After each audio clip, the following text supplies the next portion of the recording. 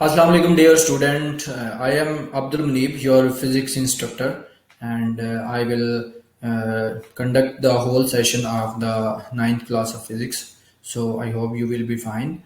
And today our topic of discussion is before this I will tell you कि हमने जो है chapter number 3 जो है वो कंप्लीट कर लिया था। लास्ट हमने कल के सेशन में हमने न्यूमेरिकल प्रॉब्लम्स की थी जो आपको जो है वो रिकॉर्डेड फॉर्म में भी आपको मिली होंगी, और आपको आपके नोट्स भी उसमें जो है वो शामिल हैं। तो उसमें आप जो है वो प्रिपेयर करें और उसको भी जो है वो आप उसके साथ अटैच करें, और वीडियो को भी कंसल्ट करें जिन्होंने वीडियो नहीं देखी थी। और काइंडली जो लोग इस प्लेटफॉर्म पर रजिस्टर्ड हैं, काइंडली ऑनलाइन क्लासेस में आया करें और ऑनलाइन क्वेश्चनिंग किया करें, ताकि आपकी क्वेश्चनिंग राइजिंग एबिलिटी जो है वो इंक्रीज हो।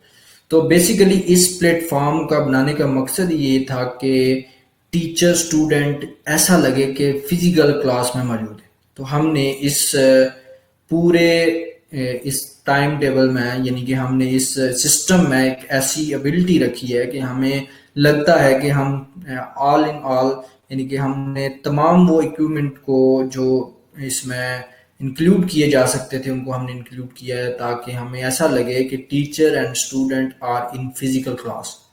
क्योंकि इसमें वाइट बोर्ड भी हमें यूज़ करना पड़ता है। मैं वाइट बोर्ड भी यूज़ करता हूँ न्यूमेरिकल के दौरान, मैं डायग्राम भी आपको एक्सप्लेन करता हूँ, मैं आपके साथ जो है वो जो है वो टेक्स्ट भी फॉर्मेट में आपको समझाता हूँ न्यूमेरिकल जहाँ पे ज़रूरत होती है।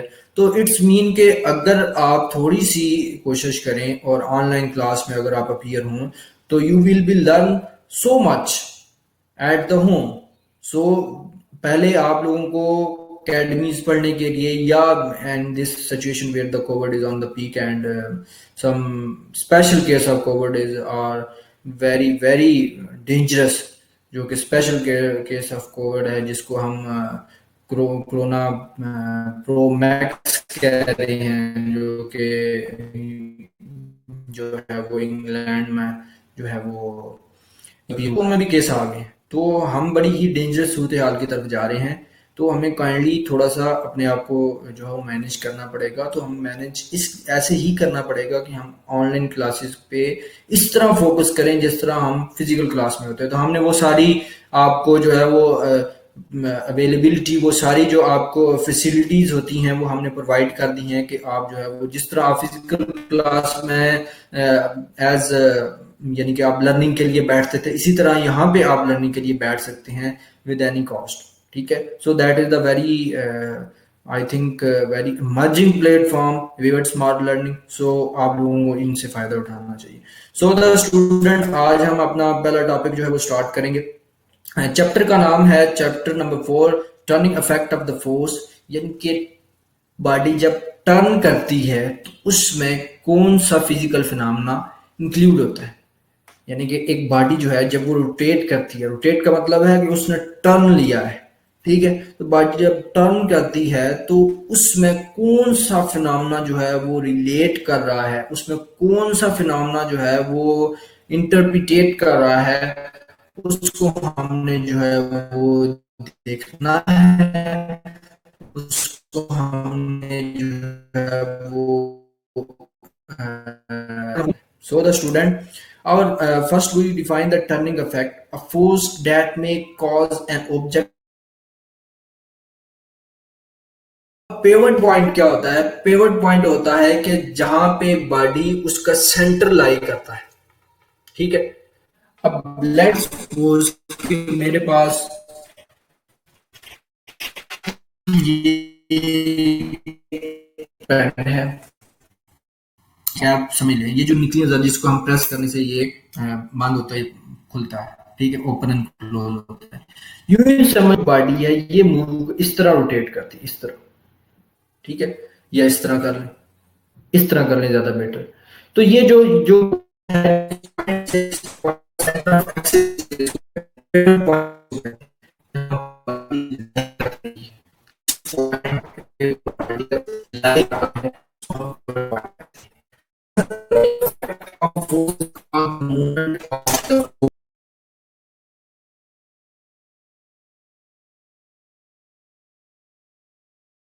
क्लॉकवाइज और एंटी क्लॉकवाइज डायरेक्शन, यानी कि टर्निंग इफेक्ट क्लॉकवाइज भी हो सकता है पिवट पॉइंट पे और एंटी क्लॉकवाइज भी हो सकता है। अब ये कैसे हो सकता है, इसको जरा हम आगे एग्जांपल्स में इसको देखते हैं, यही समझेंगे। ये टर्निंग इफेक्ट है, ये सिंपल जुबान में मैं आपको समझाऊं तो हम इसको की कहते हैं। कोई इसको जब आप किसी बाइक ठीक करने वाले या किसी और के पास जाएं तो उसको वो पाना कह देता है, या मतलब गेज, जिसको फिजिकल इंटरप्रिटेशन में हम इसको जो है वो टूल कहते हैं, स्क्रू कह सकते हैं, यानी कि जो हमारे नट को टाइट करने के लिए जो हमारा टाइटनर होता है, स्क्रू टाइटनर होता है, वो हम कह सकते हैं। ठीक है, सो कोई भी जुबान हम यूज कर सकते हैं। हम इसको अगर हम कोई मिस्त्री होगा तो वो मिस्त्री वाली जुबान यूज करेगा, कोई फिजिस्ट होगा तो वो फिजिस्ट वाली जुबान यूज करेगा, स्टूडेंट होगा तो स्टूडेंट वाली जुबान यूज करेगा। बट हमारा मकसद ये है, क्या है कि हमने इसको समझना है कि ये क्या है, कैसे वर्क करता है।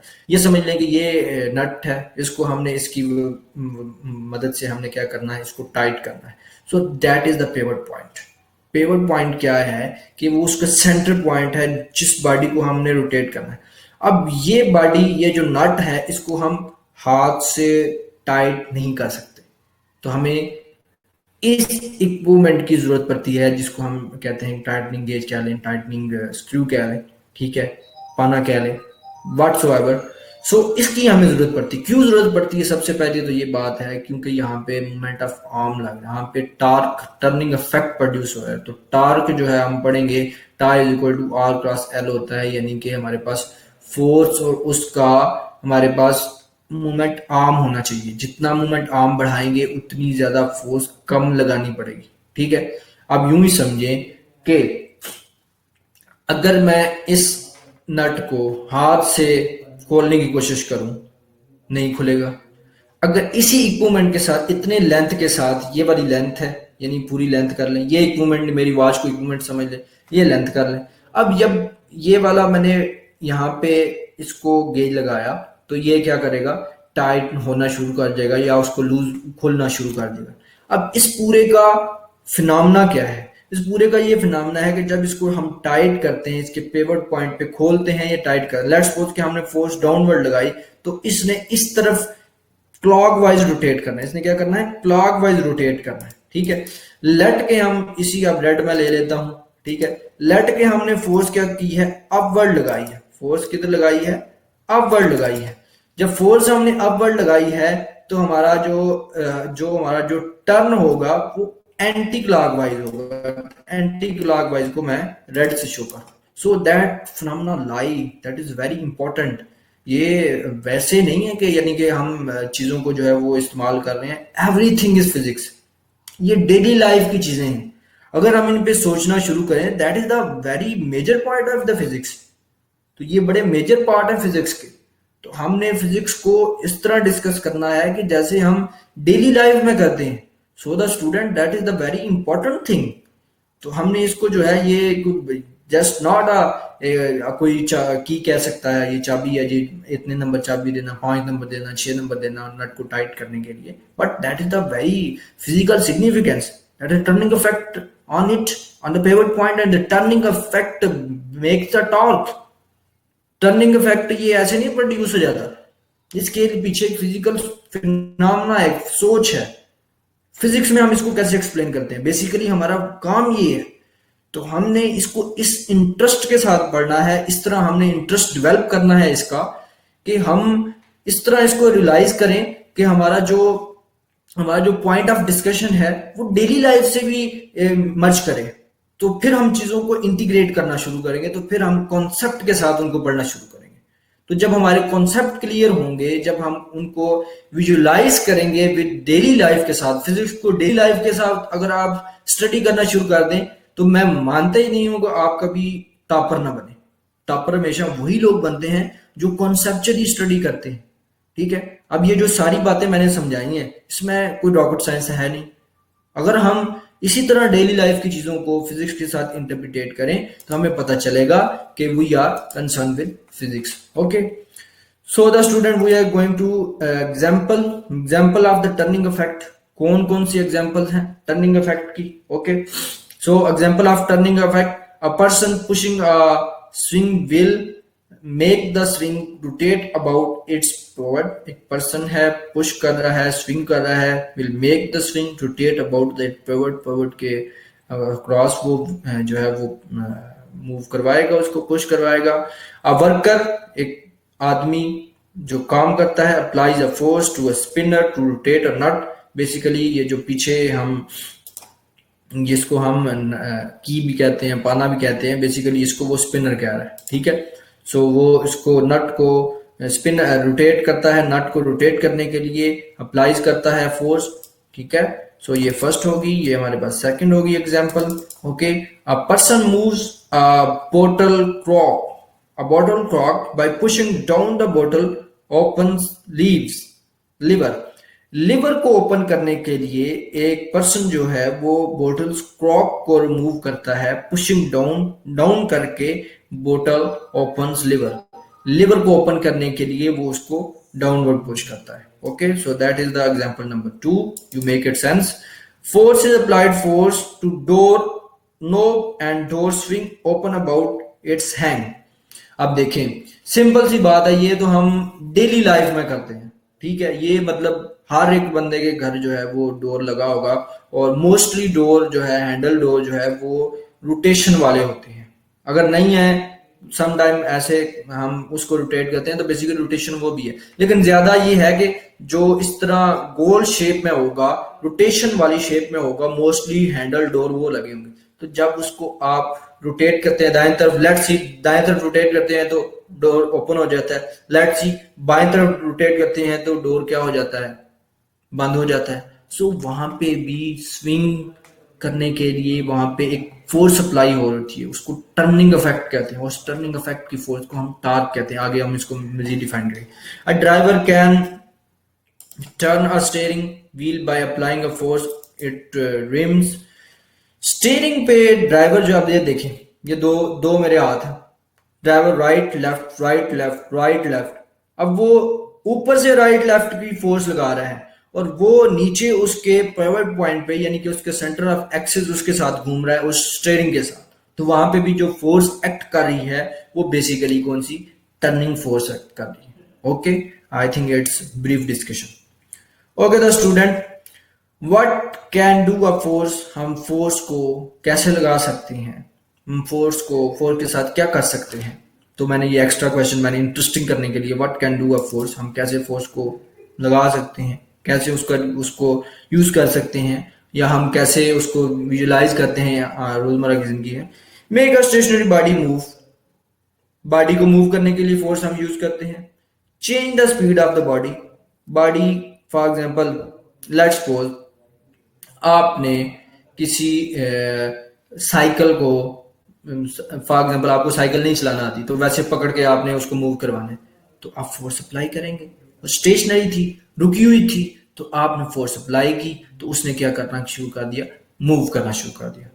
Change the speed of the body, body की स्पीड को चेंज करके, कैसे बॉडी की स्पीड को चेंज करते हैं, change the speed of the body, body की स्पीड को चेंज करके। यानी कि जब आप फोर्स अप्लाई करते हैं, फॉर एग्जांपल आप उसी को केस को ले लें, अब एक बॉडी जो है वो स्टेशनरी है, स्पीड कितनी हुई, जीरो हुई।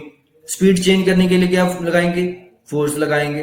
वो फोर्स क्या करेगी, वो स्टेशनरी से वी आई जीरो को वी एफ समथिंग बना देगी, तो आपने फोर्स अप्लाई कर दी, दो चीजें होगी। ठीक है, मैं एक ही चीज को दोनों सेंस में, आप भी ये समझे, मल्टी सेंस में, मल्टी टर्म्स में यूज कर सकते हैं। There is no hard and fast rule के एक चीज ले ली उसकी एग्जांपल होगी, so that's it, okay, that's not a way of learning. The way of learning is here, तक एक ही चीज है, उसी चीज पे हम 10 एग्जांपल बना सकते हैं। Change the direction of the motion of the body, if possible the change the direction of the motion of body without changing its speed, speed को चेंजिंग किए बगैर आप डायरेक्शन ऑफ मोशन चेंज कर दें, वहां पे भी फोर्स लगती है। कैसे, अब यहाँ पे आपका क्वेश्चन ये होना चाहिए कि हो, ठीक है, इसको मैं लेटर एक्सप्लेन करता हूँ। ठीक है, ये कैसे, यानी कि हमने स्पीड को चेंज किए बगैर, स्पीड को चेंज किए बगैर हमने बॉडी की क्या करनी है, डायरेक्शन को चेंज करनी है, तो वहां पे भी हमें क्या लगानी पड़ेगी, फोर्स लगानी पड़ेगी। अब देखो, दरवाजा खोलने के लिए फोर्स चाहिए, ठीक है।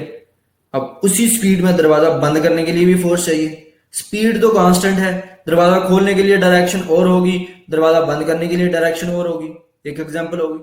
दूसरी एग्जांपल, झूला झूल रहा है एक कांस्टेंट स्पीड से, ठीक है, एक कांस्टेंट स्पीड से। आप क्या करते हैं, उसकी डायरेक्शन को चेंज करते। फॉर एग्जांपल, पहले वो इस तरफ उसकी डायरेक्शन ऑफ मोशन ज्यादा थी और इस तरफ कम थी। आप क्या करते हैं, इस तरफ खड़े होके जोर लगाते हैं, फोर्स लगाते हैं, तो इस तरफ फोर्स ऑफ डायरेक्शन ज्यादा हो जाती है और इस तरफ फोर्स ऑफ डायरेक्शन क्या हो जाती है, कम हो जाती है। डायरेक्शन चेंज हो गई। तीसरी बात, आप किसी मूविंग, यानी कि फॉर एग्जांपल कोई कॉर्ड मूव कर रही है, उस पे आप ऐसी फोर्स लगाएं, वो 5 मीटर पर सेकंड की स्पीड से इस तरफ मूव कर रही थी। आपने उस पे ऐसी फोर्स लगाई कि वो 5 मीटर, आपने 10 मीटर लगाई कि वो स्पीड भी मेंटेन रखे और अपनी डायरेक्शन चेंज कर दे। So that is the lot of examples. हमारे पास लॉट ऑफ एग्जांपल्स हैं, बड़ी बड़ी एग्जांपल डेली लाइफ की फिजिक्स है। So physics is a very interesting subject. So change size और शेप को, जैसे कि देखें, अगर हम स्प्रिंग को कंप्रेस करते हैं तो फोर्स लगाते हैं, अगर हम कंप्रेस को स्प्रिंग को स्ट्रेच करते हैं तो फोर्स लगाते हैं, तो शेप चेंज होगी ना। तो there are the many many examples changing the size and the shape of the body. Okay, so there are not hard and fast कि हमने वही काम करना है, हमने कोई बड़ी हैवी सी एग्जांपल लेनी है। There is a very simple example and we are using in daily life. Okay the student, I think you have to clear. So वो तो था turning effect of the force. अब हम आएंगे like and unlike parallel forces की तरफ। Like और unlike parallel forces क्या होती है, बेसिकली ये उसी का ही एक पार्ट है। सबसे पहले तो हम डेफिनेशन चेक करते हैं। Force which are parallel and acting a similar way are called like parallel force. ठीक है, सबसे पहले पैरेलल फोर्स की बात करते हैं। फोर्स जो है वो एक्ट कर रही है सिमिलर, एक ही तरफ में, सिमिलर वे एक ही तरफ में और एक ही डायरेक्शन में। तो फोर्स क्या कर रही है, लाई कर रही है पैरेलल, एक्ट कर रही है सिमिलर डायरेक्शन में। दैट और वे और called like parallel force forces. Like parallel forces are the forces that are parallel to each other. Like parallel forces ऐसी forces होती हैं जो कि एक दूसरे के सेम डायरेक्शन में होती हैं। And unlike parallel forces are forces that parallel yet have direction inverse in each other. इस डेफिनेशन को मैंने आपको समझा दिया। इसकी एग्जांपल देखकर फिर इस डेफिनेशन की तरफ मैं वापस आता हूँ तो आगे आपको ज्यादा समझ आए। अब देखें जरा, लेट्स सपोज कि ये मल्टीपल, आप यूं ही समझ लें कि पुली टाइप हमारे पास मल्टीपल थिंग्स हैं। फॉर एग्जांपल, मैंने इसको जो है वो अपवर्ड क्या करना है, मूव करवाना है, तो मैं क्या करूंगा, डाउनवर्ड फोर्स लगाऊंगा। बॉडी क्या, ठीक है, जितनी मैं डाउनवर्ड फोर्स लगाऊंगा उतनी अब फोर्सेस सेम है, लेकिन हमारे पास जो डायरेक्शन है वो क्या है, डिफरेंट है। तो फिर पैरेलल फोर्स तो लाइक होगी बट पैरेलल तो ना होगी, ठीक है। अनलाइक अब भाई यहाँ पे फोर्स आवर्ड लग रही है, यहाँ पे भी फोर्स आवर्ड लग रही है, यहाँ पे भी फोर्स अपवर्ड लग रही है, यहाँ पे भी फोर्स अपवर्ड लग रही है। तो इस कॉन्सेप्ट के थ्रू हम कह सकते हैं कि यहाँ पे जो है वो लाइक पैरेलल फोर्सेस है। अब जैसे जैसे एक पुराने जमाने में, या अगर इस पिक्चर को मैं थोड़ा सा बड़ा करूं, आई मेक श्योर कि ये बड़ी हो जाए। ओके, जैसे कि आपको नजर आ रहा है कि पुराने ज़मानों में जब कुछ कोई जो है, यानी कि हम जब इस तरह के सिलेंड्रिकल बॉक्स बनाते थे तो हम ये देखें, ये इस तरफ इसकी फोर्स की डायरेक्शन, इनकी फोर्स की डायरेक्शन क्या है, ये भी इस तरफ है। इनके बॉडी को रोटेट करवाने के लिए वो क्या कर रहे हैं, सेम टर्म है, यानी कि ये समझ लें कि आपने पहिए को धक्का लगाना है, वो भी अपनी तरफ खींच रहे हैं और सबकी फोर्स ऑफ डायरेक्शन क्या है, सेम है। तो यहाँ पे लाइक एंड पैरेलल फोर्स होगी। यहाँ पे क्या होगी, लाइक एंड, ये लाइक एंड पैरेलल फोर्स। अब मैं इसको लाइक लिख सकता हूँ यहाँ पे, ठीक है। पैरेलल लिखना में भी समझ डिफिकल्ट, पैरेलल भी लिखा जाएगा।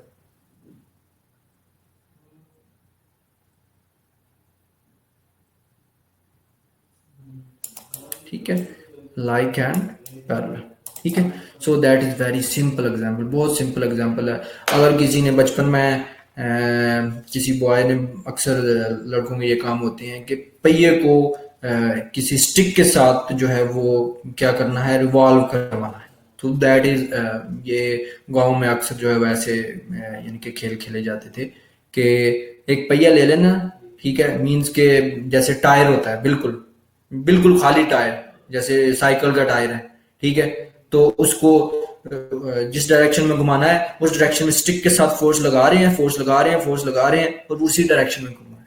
तो डायरेक्शन ऑफ फोर्स भी सेम है, डायरेक्शन ऑफ मोशन भी सेम है। तो ये लाइक पैरेलल फोर्स होगी। तो इसी तरह की ये चीज है कि उसी तरफ खींचने के लिए सारे, यानी कि ये इस तरफ खड़े हैं और दूसरे मैन जो है वो दूसरी तरफ खड़े हैं, लेकिन फोर्सेस जो हैं वो लाइक पैरेलल होंगे। तो अब आई थिंक आपको डेफिनेशन की समझ आई होगी। ठीक है, लाइक पैरेलल फोर्सेस कौन सी होती हैं? The forces whose line of action are parallel to each other and all them act in the same direction. अब ये देखें, अब यहाँ पे मैं फिजिकल इंटरप्रिटेशन के साथ उनको एक फिजिकल फिनोमेना के साथ मैं आपको हैंडल करवा रहा हूँ। ये देखें कि जो लाइंस ऑफ एक्शन वो ईच अदर, वो एक्ट कर रहे हैं सेम डायरेक्शन में। वो क्या कर रहे हैं? एक्ट क्या कर रहे हैं? सेम डायरेक्शन में एक्ट कर रहे हैं। They are acting at same direction. So like parallel forces हैं और ये वो सेम डायरेक्शन में एक्ट कर रहे हैं। सो that is like parallel forces का कॉन्सेप्ट है। ठीक है, अब ये देखें कि बुक पड़ी है तो बुक का वेट क्या है? नीचे की तरफ है। और जो टेबल है उसका वेट क्या है? नीचे की तरफ है। ये टेबल जो है इसका, यानी कि जो नीचे की तरफ वेट लगा रहा है, ये भी नीचे की तरफ लगा रहा है, ये भी। लेकिन इसको, टेबल को सस्टेन करने के लिए इसके वेट के इक्वल अपोजिट फोर्स लग रही है। तो F1, F2, F3, F4। अब देखें, एक वेट की फोर्स नीचे की तरफ लग रही है और बाकी F1, F2, F3 और F4 जो है वो क्या है? ऊपर की तरफ लग रही है। तो ये डिफरेंट होगी ना डायरेक्शन, तो ये अनलाइक है।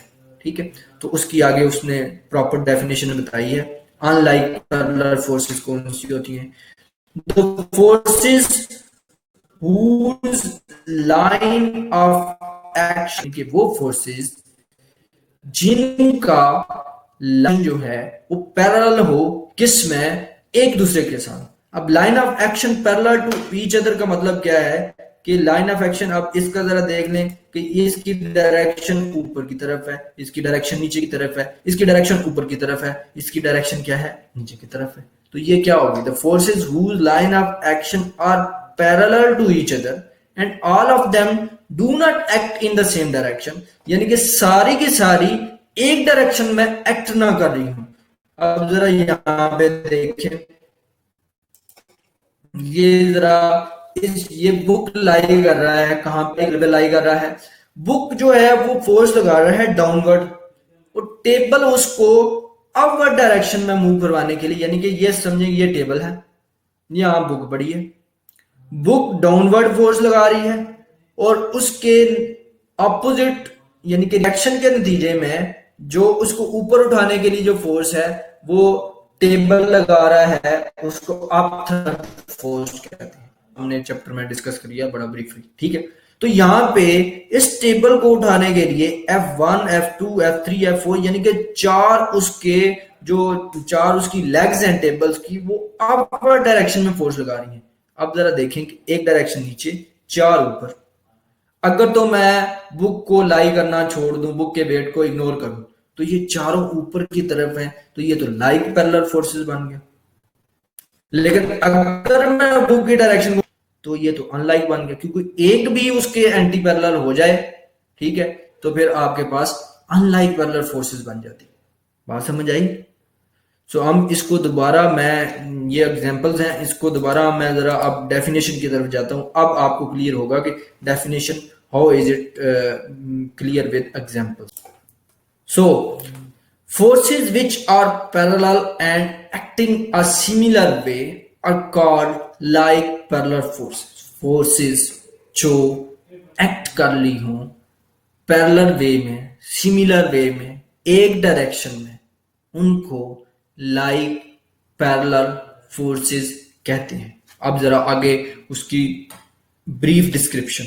Like parallel forces are the forces that are parallel to each other, यानी कि लाइक पैरेलल फोर्सेस ऐसी फोर्सेस होती हैं, like parallel forces are those forces which are parallel to each other and have the same direction, यानी कि like parallel forces जो हैं वो क्या देंगी आपको, सेम डायरेक्शन देंगी।